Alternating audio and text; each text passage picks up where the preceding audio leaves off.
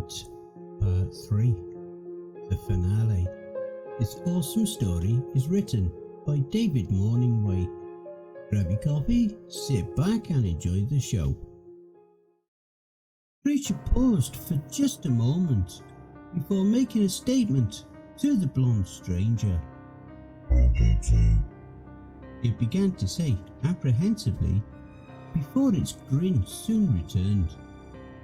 No matter, just more meat. It concluded before continuing its advance.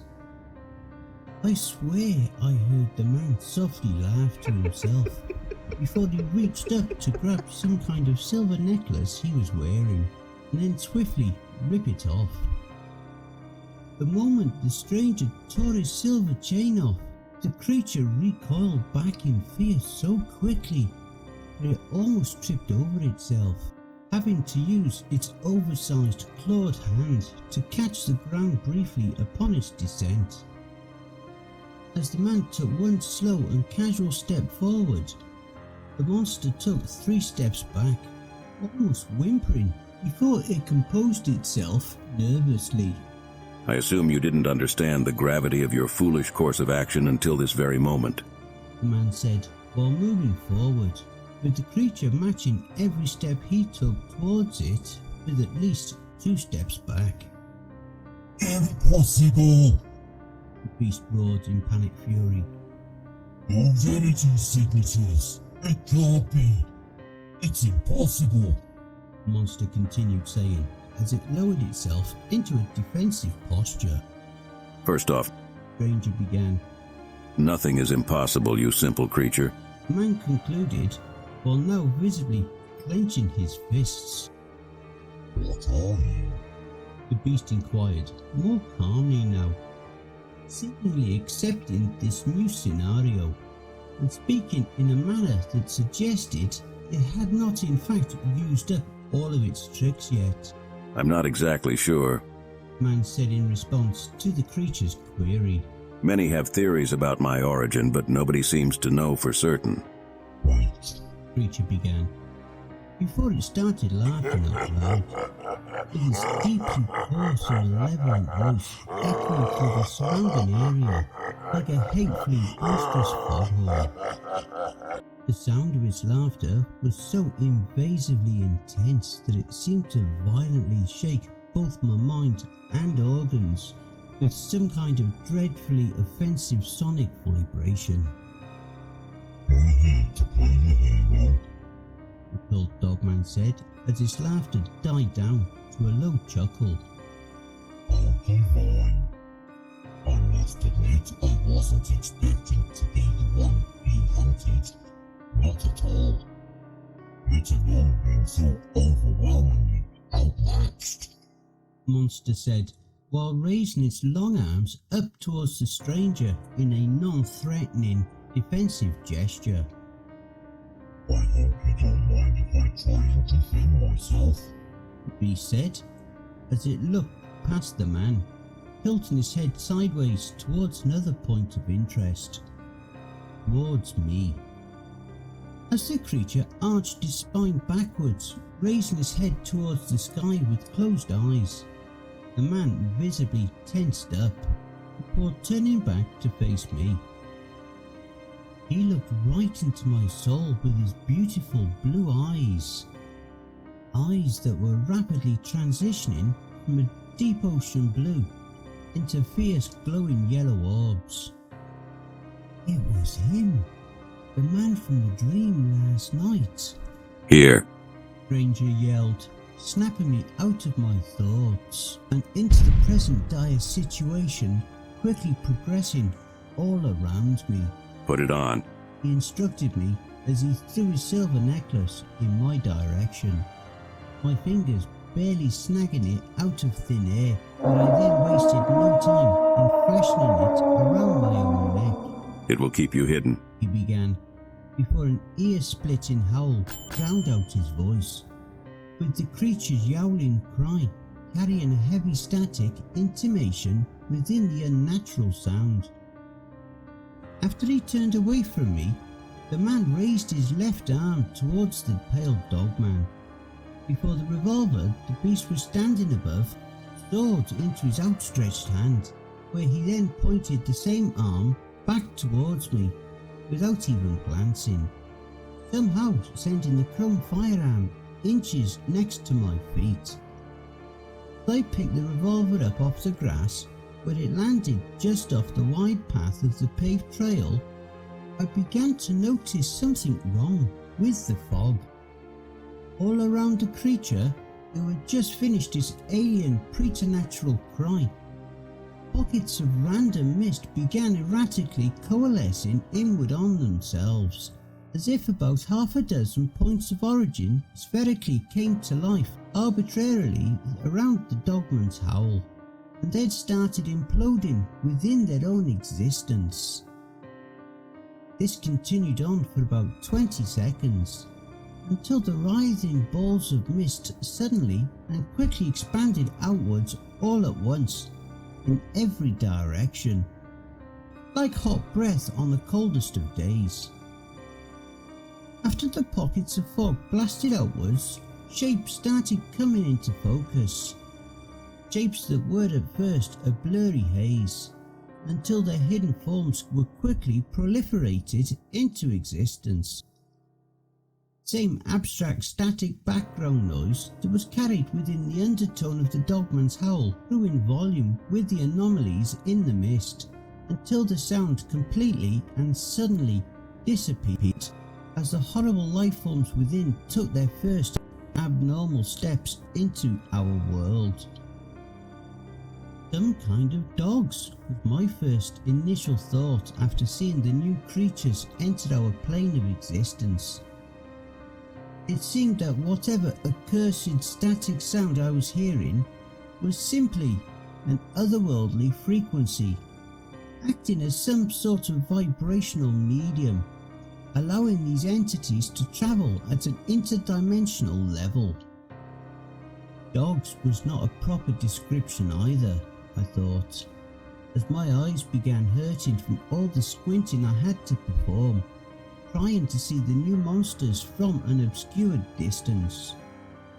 No, more like furless hellhounds. They appeared to be smaller, quadrupedal versions of the tall dogman who summoned them, even having the same pale skin and fierce burning orange eyes. Jennifer, The blonde stranger said calmly. are you wearing the charm yet? Is it around your neck?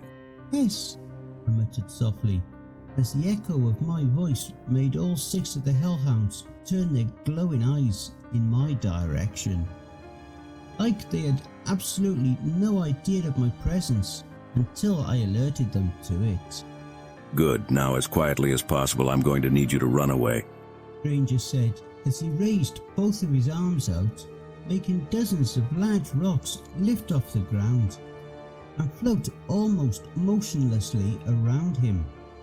Now would be a good time. He said, snapping me out of my fear-locked mind as I began slowly moving backwards. To the right, little one, through the river and over to the dead man's weapons. The water will help wash away your scent. The voice inside me stated. Wasted no time in following my new orders, running down and to the right of the hill that led straight into the river. I managed one small glance back before descending, seeing the subordinate beasts all run vaguely towards my direction in unison. The ranger moved his outstretched arms forward, propelling softball-sized rocks into the pack of charging hellhounds. Dissonance of whines and growls pierced the quiet morning air as the flying stones ripped through the little bastards apart, while viciously wounding a fourth. I dared not take a second glance back as I made my way through the river, tripping over slick river stones twice, before finally making it across. I used all fours climbing up the river's embankment before finally cresting the top, only stopping when I heard a loud splashing sound behind me, which was quickly followed by 2 more. I turned around cautiously before witnessing the two remaining beasts search frantically while sniffing the air, seemingly pausing in the middle of the river before they could pick up a scent. It was apparent that the hounds couldn't see me directly thanks to the stranger's silver charm, so I had to assume their only means of tracking me were by sound and smell. I nervously looked around the immediate area and in the forest ahead until I finally saw what I was so desperately searching for. A circle of splattered crimson lay about 50 feet ahead of me, no doubt where the brave pawn shop employee met his unsavoury demise. Now I had a plan, and it was time to set it in motion. I slowly bent down to pick up a large rock I saw on the ground, carefully lifting it up so as not to rustle any leaves or break any twigs and alert them to my location. I took a slow and careful aim, setting my sights to a different point off to the right, towards a rocky riverbank about 60 or so feet away. I could tell they had picked up on my scent by the sporadic flailing of their nostrils, so attempting to throw the rock back across the river in an attempt to lure them away would most likely be futile.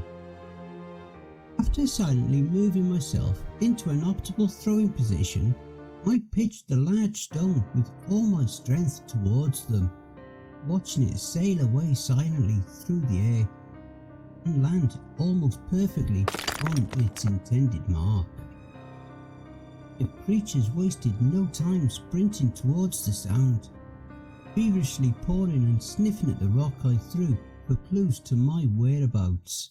Before they could formulate an idea towards the direction of the rock's origins, I ran like I had never ran before. I sprinted with the anxious adrenaline that comes with true survival horror, not daring to look back as I heard the tumultuous sounds of the beasts in frenzied pursuit of their prey, in pursuit of me. I had nanoseconds to come up with a remedial plan for my continued existence. I closed the distance between the dead man's weapons and myself.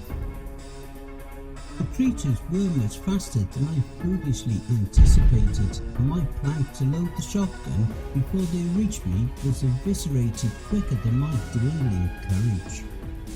2 shells left, little one. Use them wisely. I said, almost answering my internal question of would the shotgun have any ammo left. I saw the shotgun lying on the ground next to a tree, with what little remained of the pawn shop employee, as the hounds began catching up to me, all too quickly. I pulled out the revolver I'd previously holstered as I reached the tree and simultaneously dropped beside the shotgun, braced my back against the tree for support and took immediate aim. With the first hellhound a mere 15 feet away and closing that distance impossibly fast, I fired all 3 remaining silver rounds. First shot went wide and to the right, as the last 2 rounds found their mark within the demon's head and chest. I grabbed the shotgun and quickly looked back up. The second beast had just started its leaping attack at my face. With maybe a second to spare, I roll jumped out of the way, just as the hellhound's face connected violently with the base of the tree, making a god-awful clacking sound as skull impacted wood hard. With one slight shake of its head and sniff of the air, the beast had recovered and quickly found me. But I was ready. Smiling as the beast behind the aimed shotgun, I let a wholly destructive blast of 3-inch 12-gauge buckshot go directly into the creature's stupid snarling face. The said face disappeared into a chunky blackish vapour that decorated the surrounding foliage in front of me. Without hesitation, I grabbed the ammunition strap that lay in a pile of gore, laid out what used to be the poor man's chest, and loaded shotguns fully, even chambering a shell in it so I could load more, making damn sure it was filled to the brim. After I fastened the remaining bandolier of shells to my own chest, I began running back towards the stranger to end this hunt, here and now. As I made it back to the river's edge, I saw the stranger engaged in fierce combat with the dogman. Well, that's not entirely true. I mean, they were fighting. It was just entirely one-sided, with the stranger almost toying with the creature, the same way a cat would play with a wounded bird or a slow mouse. The monstrous entity had cauterized slash marks all over its body, along with similar large incisions that looked as if part of the creature's flesh had been surgically removed, with almost impossible expertise, like part of the monster's flesh had never existed in the first place. After just a few more moments of watching their battle unfold, the origin of the creature's unusual wounds became apparent.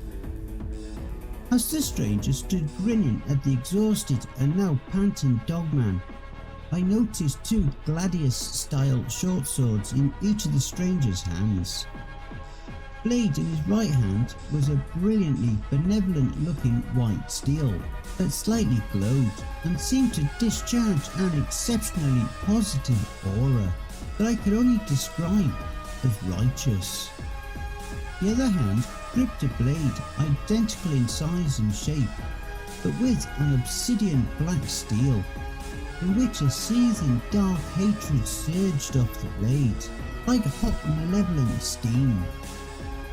After a fleeting moment of recuperation, the tall pale dogman charged at the stranger with such impressive speed that all I really saw were blurry traces of the monster, as it repeatedly attacked the man in vain.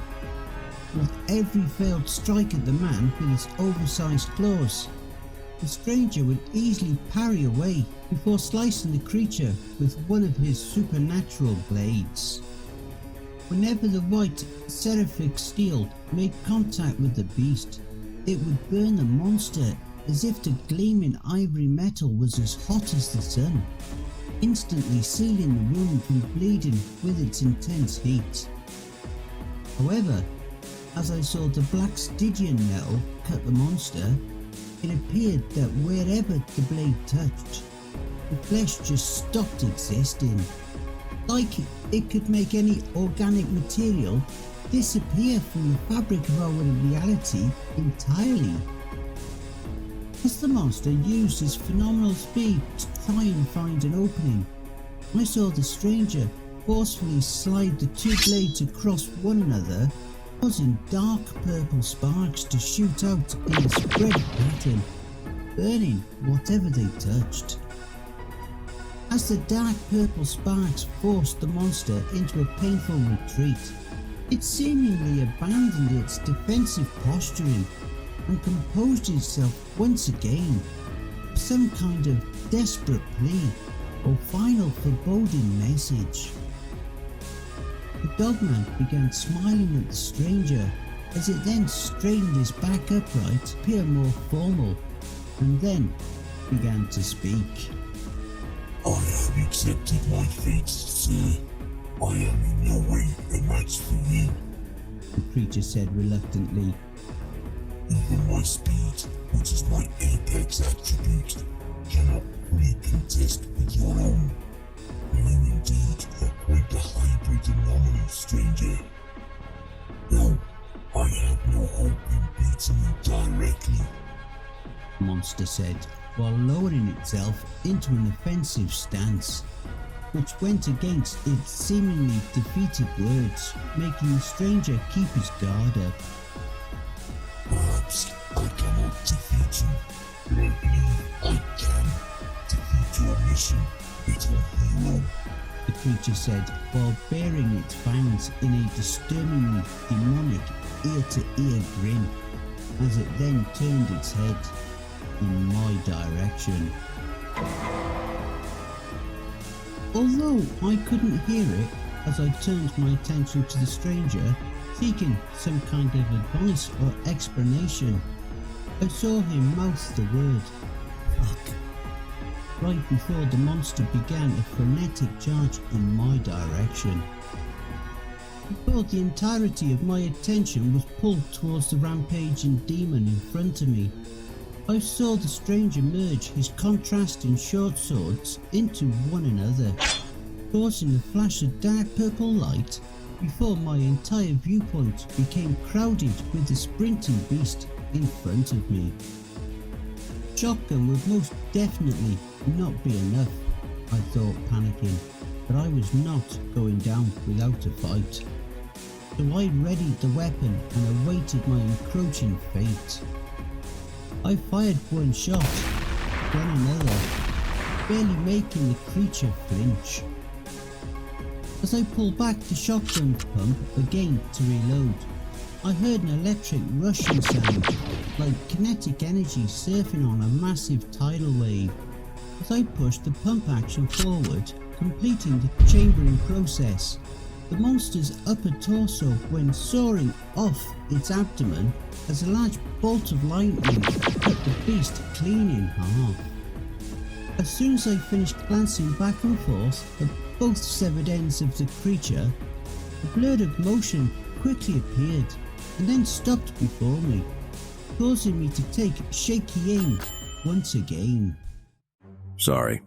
Fucker was quicker than I anticipated, The man said while holding his hands up in a non-threatening gesture, with one arm now holding a long sword with a glowing purple blade, replacing its shorter predecessors. The stranger casually waved his other arm, making a white glowing rune appear that hovered in the air briefly, before he thrust the blade inside of it, making them both vanish right in front of me. It was like he had his very own pocket dimension to hide things in, the same way a normal person would rent a storage unit. That was way too close. I never should have toyed around with it so long, like an arrogant fool. I'm sorry, The man said to me. Are you all right? He then asked me in genuine concern. I tried to formulate words for a few moments before giving up and running into his arms crying, thanking him with the raw emotion of my pouring tears instead of words. It's all right. It's all right. The man said softly, reassuring and comforting me. You're okay now, Jennifer. Continued saying while stroking the back of my long hair. Or it can't hurt you now. Now everything is going to be... Stranger was abruptly cut off by the enraged battle cry of the creature as its severed upper body went flying towards us with violent killing intent. As I gazed into those burning orange cinders of eyes coming at me, the man chose to cover me with his own body for protection, rather than save himself. Just as we were both to meet rabid fangs and claws, the large oak tree in front of us came crashing down on the leaping beast, crushing its entire body to pulp, save for its head.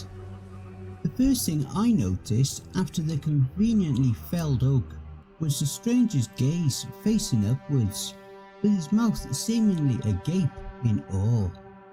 There was a shadow silhouette barely visible above us, with the morning sun breaking the ocean of mist at the exact same moment, irradiating the contour of the floating shape just enough to make out a humanoid form with colossal wings. As the figure disappeared within the radiant light and flowing mist above us, I heard the wheezing breath of the dying monster. Without giving myself time to think, let alone process whatever the hell just happened, I grabbed a shotgun and unloaded all 5 remaining shells into the dogman's stupid dog face, until I heard the click of an empty chamber and saw the sight of a blackened bloody stump where a monstrous canine head used to be. After my ammunition was depleted, I began smashing the pieces of gold that used to be his head with the back of the shotgun, screaming and cursing. I not only let out the anger of almost being killed, but allowed a lifetime of pent-up rage to pour out with every smash of the gun and curse of the tongue. The stranger let me be until I finally dropped to my knees, exhausted, letting the gun fall to the earth beside me. As I got back to my feet, I saw the stranger nod upwards towards the direction the wing shadow had dispersed from, seeming to acknowledge an ethereal statement or order that I had not even heard myself. Well, you just keep on surprising me, Jen, he said while offering me a warm and safe-looking smile. What is all of this? How is all of this? I mean, why? I continued stammering on until the man casually held up one of his open hands to calmly silence me. All in good time, he answered while taking off his jacket and wrapping it around me. Let's get out of here before all the gunfire and commotion brings the blues here. The last thing I need right now is to deal with that headache. Yeah, for sure, I said, forcing a nervous but welcomed laugh out. We should probably find a more roundabout way, I suggest. Both main entrances will be swarming with authorities by now, for sure. Don't worry, Jen, my friend. I happen to know a very effective shortcut, he said, smirking, before pulling out some kind of golden rectangular object covered in strange sigils. A golden blade, not much bigger than a pocket knife, sprung out from one end of the shiny box like a switchblade before he plunged the knife into thin air and traced a large circle. As he began drawing the circle, it left a line of golden energy in the air until its completion, where he then withdrew the blade and stood back. There was now a floating circle composed of this beautiful yellowish golden energy, something I would have certainly deemed impossible only a mere hour ago, but not anymore.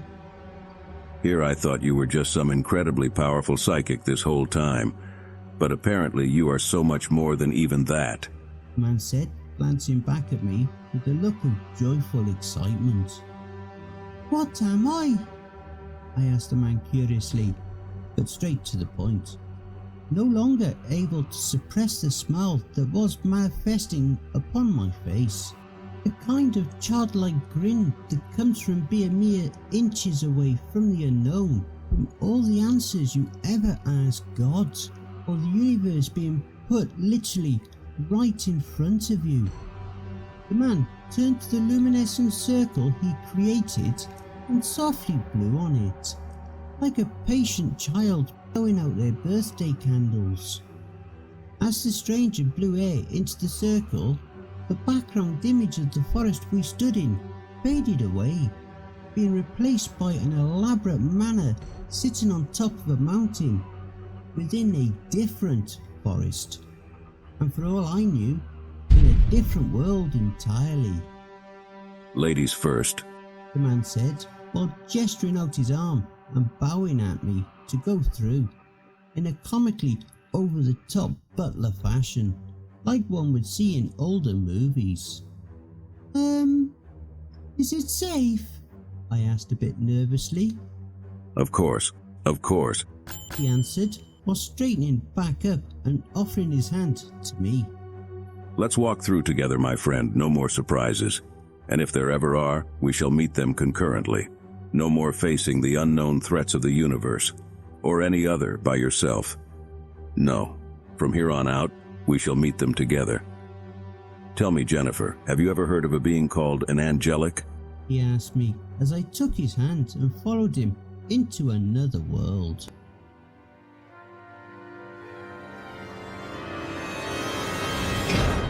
and I hope you enjoy the blooper reel.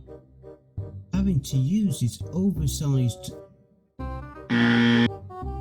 before it composed itself, the man said in response to the creature. With the creature's yowl if about half a dozen points of origin spherically came to life, arbitrary, it seemed that whatever occurred, Ranger said as he raged. Voice inside me said,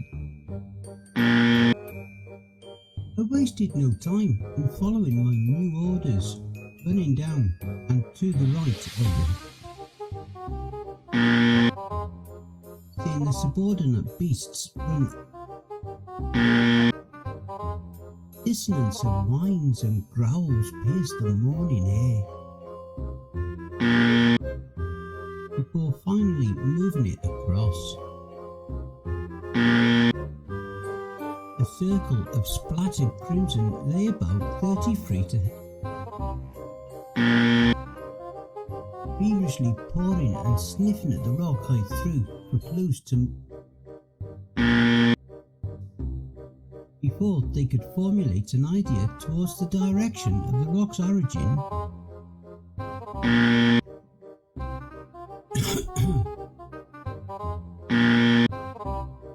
The blade in his right hand was a brilliantly. The other hand gripped a blade.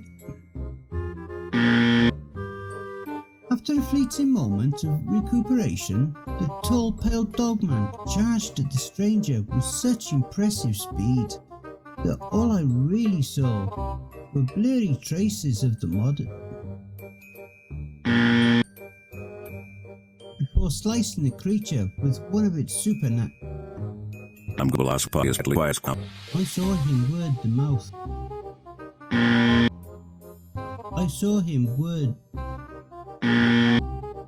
I saw the stranger merge his contrasting short swords.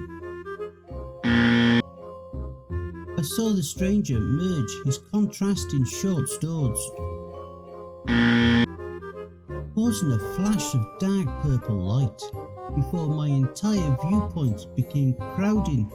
Fuck's sake.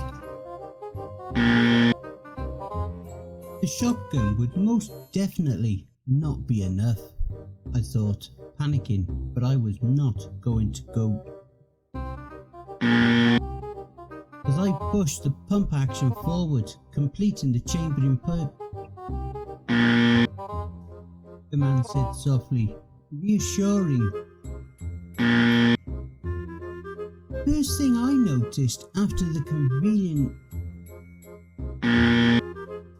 was the direction of the winged shadow.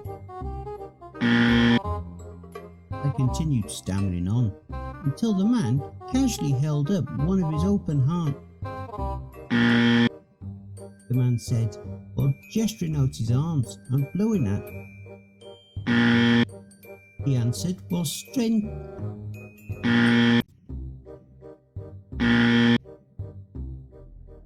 Hey family, please be so kind as to throw punch the like button and smack the ass of the subscription button as well. And remember to chokehold that notification bell and then select all. That way you'll receive all notifications each time I upload a new video. And by subscribing, you'll be the first to see all of our new spooky creepypasta stories. A very big thank you to David Morningway for allowing me to narrate his awesome series. Be sure to check out his Reddit page for more brilliant stories, and why not #Cryptids Roost in the comments.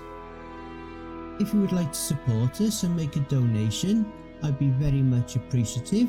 I do have PayPal and a Buy Me a Coffee account. I have a subreddit and or email if you would like to submit a story you've written that you would like me to narrate for you. You can also follow us. All my socials are contained within the Linktree link below. And don't forget to check out the end screen. See you, Buff.